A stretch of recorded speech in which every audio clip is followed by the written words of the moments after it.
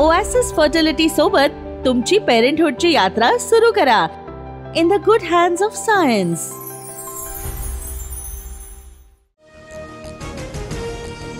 वंजारी आणि बंजारा एकच. भाषणादरम्यान धनंजय मुंडेंच्या वक्तव्यानं वाद. बंजारा समाजाची जोरदार घोषणाबाजी.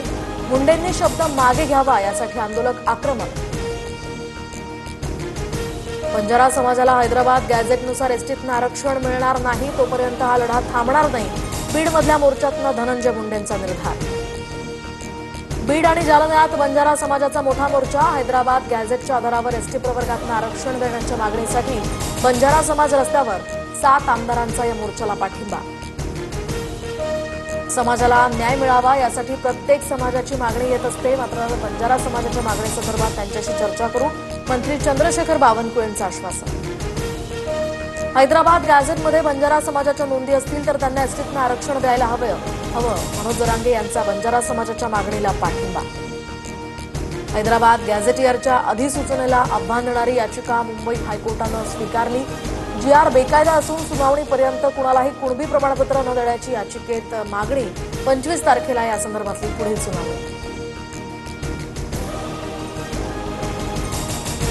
कॅबिनेट मंत्री छगन भुजबळांच्या दालनात आज ओबीसी उपसमितीची बैठक. बावनकुळेंसह इतर सदस्य उपस्थित राहणार. हैदराबाद गॅझेट अंमलबजावणीवरून ओबीसी नाराज. अजित पवार आज बीडमध्ये मुक्कामी. 17 सप्टेंबरला मराठवाडा मुक्तीसंग्राम दिनी ध्वजारोहणाचा कार्यक्रम. अहिल्यानगर बीड परळी वैद्यनाथ रेल्वे मार्ग प्रकल्पाचं सुद्धा उद्घाटन होणार.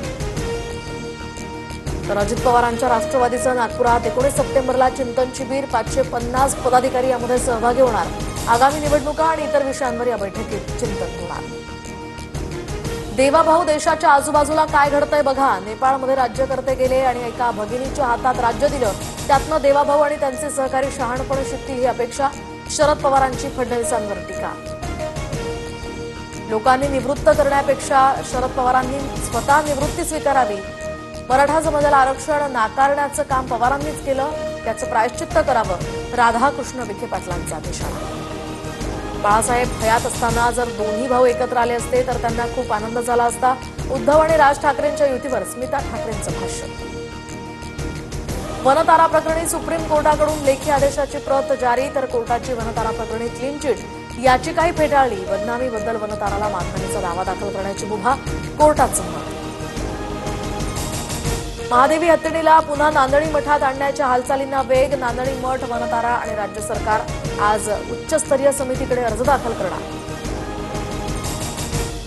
सुप्रीम कोर्टाचे वरिष्ठ वकील सिद्धार्थ शिंदेंचं हृदयविकाराच्या झटक्यानं निधन. सोप्या भाषेत कायद्याचं विश्लेषण मांडण्यामुळे सिद्धार्थ शिंदे यांची महाराष्ट्राला एक वेगळी ओळख. राज्य निवडणूक आयोगाच्या अर्जावर आज सुप्रीम कोर्टात सुनावणी. स्थानिक स्वराज्य संस्थांच्या निवडणुकीसाठी जानेवारी अखेरपर्यंत मुदतवाढ देण्याची मागणी. पुण्यामध्ये उद्या पंतप्रधान मोदींच्या वाढदिवशी ड्रोन लाईट शो. मोदींच्या विकसित भारताच्या संकल्पनेचं यातनं दर्शन घडवलं जाणार. विदर्भातील सोयाबीनवर येलो मोझॅक रोगाचं संकट. शेतकऱ्यांच्या 90% सोयाबीनचे यामुळे नुकसान. विदर्भातील शेतकऱ्यांचं जवळपास 200 कोटींचं नुकसान होण्याची भीती. मुंबईत काही भागात पहाटेपासून पावसाला सुरुवात. वाहतूक व्यवस्था सुरळीत. ठाणे, रत्नागिरी, अहिल्यानगर, साताऱ्यासह कोकण, गोव्यात मुसळधार पावसाचा इशारा. तर रायगड, पुणे, छत्रपती संभाजीनगरला ऑरेंज अलर्ट. ई बाईक टॅक्सीला सरकारची मान्यता. महाराष्ट्र राज्य परिवहन प्राधिकरणाकडून किमान भाडं मंजूर. पहिल्या टप्प्यातील भाडं 15 रुपये आणि त्यापुढे प्रति किलोमीटरसाठी 10 रुपये भाडं असणार. अहिल्यानगर आणि बीड जिल्ह्यामध्ये पुराचं थैमान. ढगफुटी सदृश्य पावसानं अनेक गावांमध्ये पाणी शिरलं. हेलिकॉप्टरद्वारे ग्रामस्थांचं एअरलिफ्ट. येलो अलर्टच्या पार्श्वभूमीवर शाळांना सुट्टीही जाहीर.